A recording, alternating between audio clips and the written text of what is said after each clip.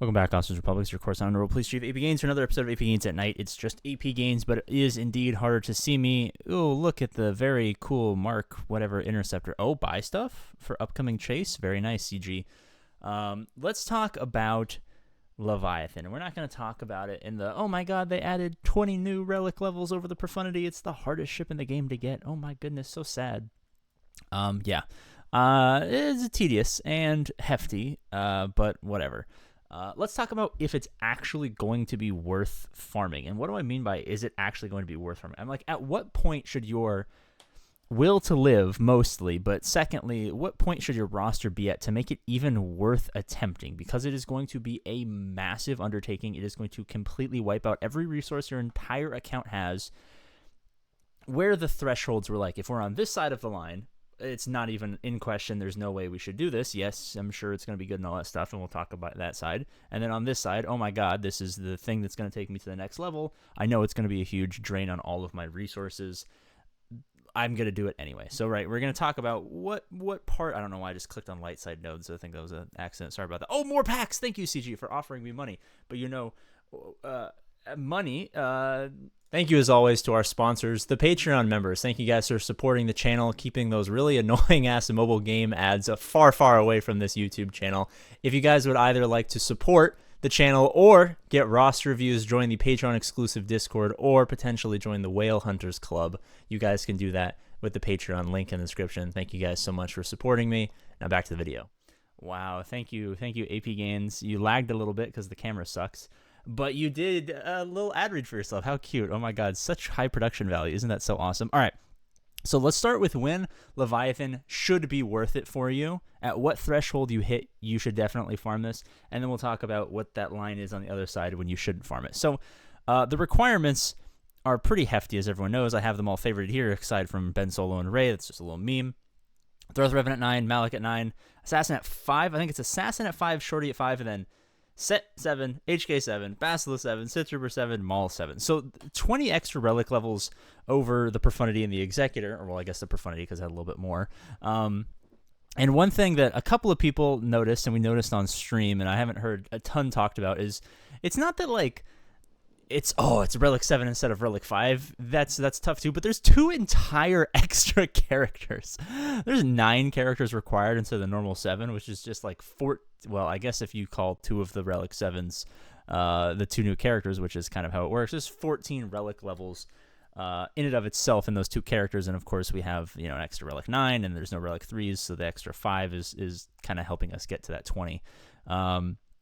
They're hefty, and generally these characters are, they're like, I'd give them in like an average of like a B, maybe, as far as the requirements are concerned. Malgus is not a direct requirement, but, he's basically required. Revan and Malik at 9 is fine. The rest of these characters are not really that useful. Basil at 7 is kind of tough. We're going to do a video tomorrow or the next day, so you should definitely subscribe. Help us get 28,000 subscribers for June. Just get 28,000 subscriber June. We'll talk about how you can take these not fantastic requirements, but kind of turn them into some really good stuff to help boost your roster, especially if you're a free-to-play player. So definitely stick around for that video. Maul's not great, and Shorty's actually going to be surprisingly good for a lot of people in very weird ways.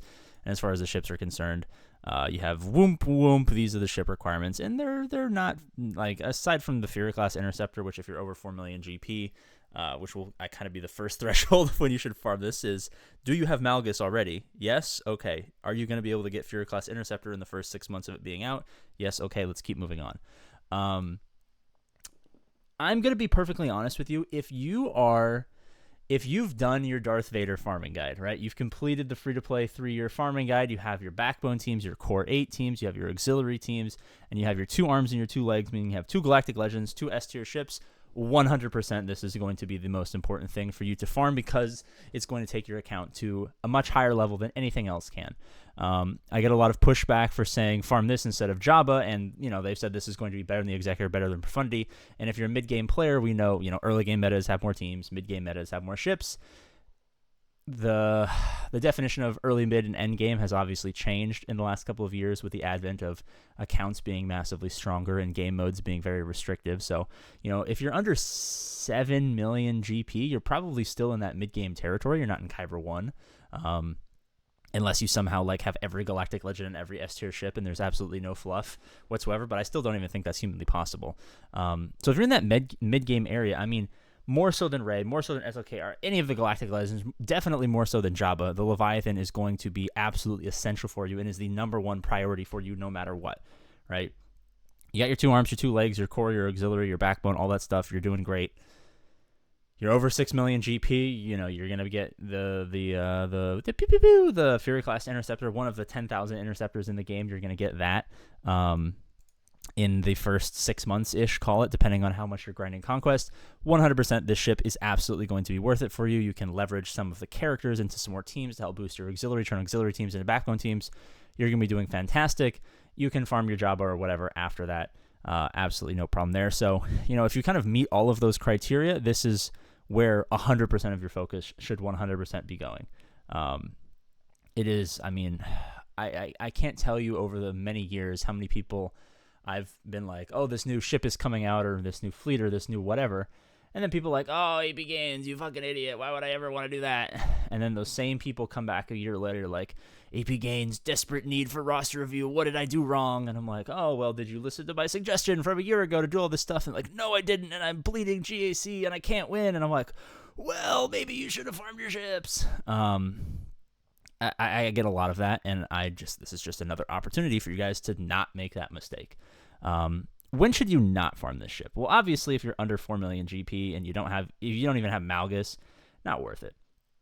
This ship is going to be incredibly, incredibly hard for you to get. So if you're under 5 million GP, like if you're one of those like weird overachievers who also frequently spends lots of money, where you like have every Conquest character, but you're like 4.25 million GP, and people are like, how the fuck how are you doing this?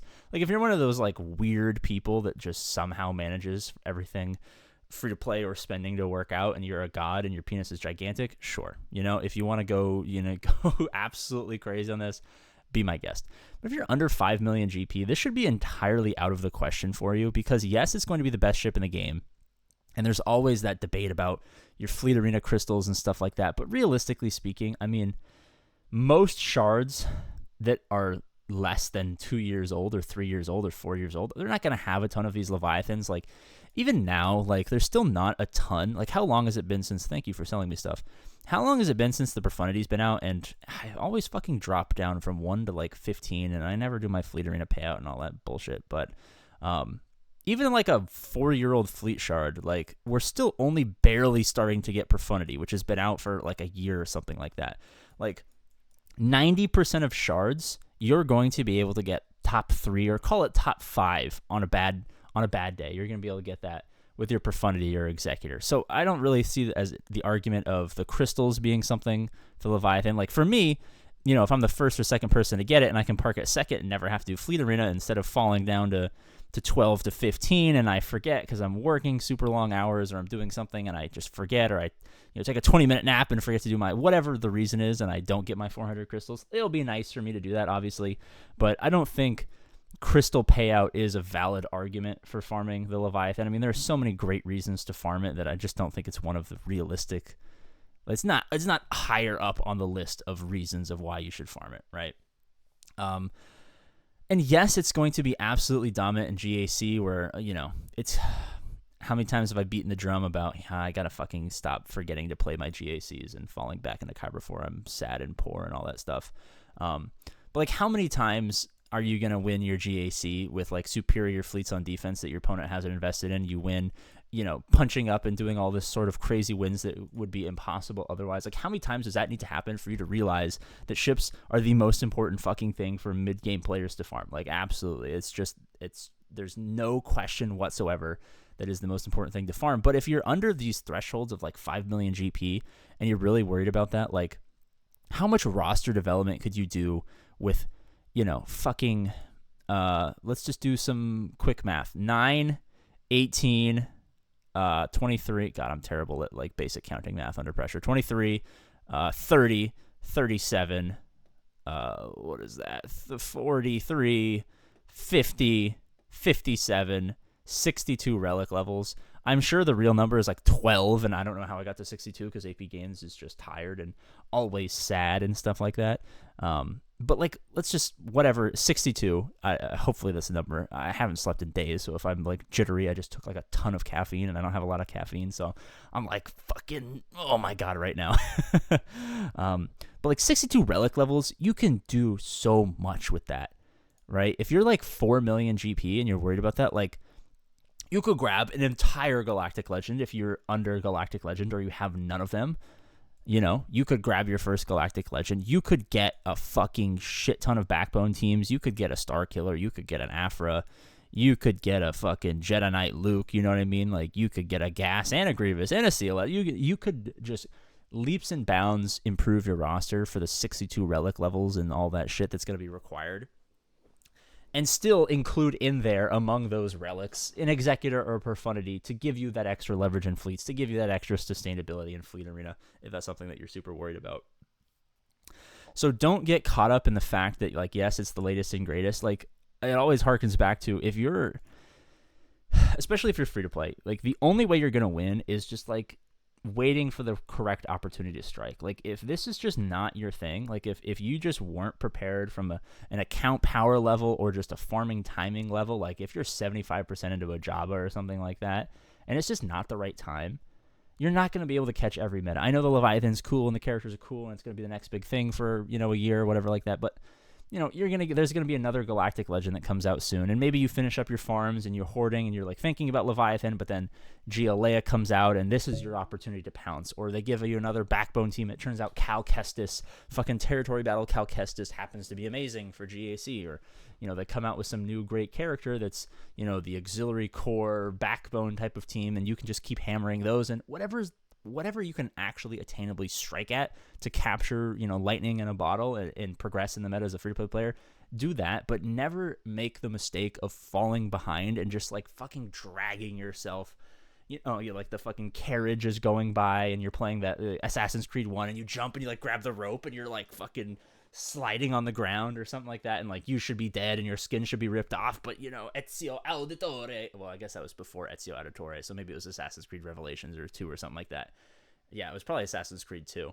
And you know, Ezio Auditore is like doing this, but like realistically, like you should be completely like, don't be Ezio Auditore dragging behind a stagecoach. Be him like jumping off of a fucking roof to kill a Templar because you've strategically attacked the meta and very precisely calculated your roster so you could take advantage of it. Like, don't be ground like be wah ching, or even the wah into the oh god, I need to stop taking caffeine when I've been working for like 48 straight hours.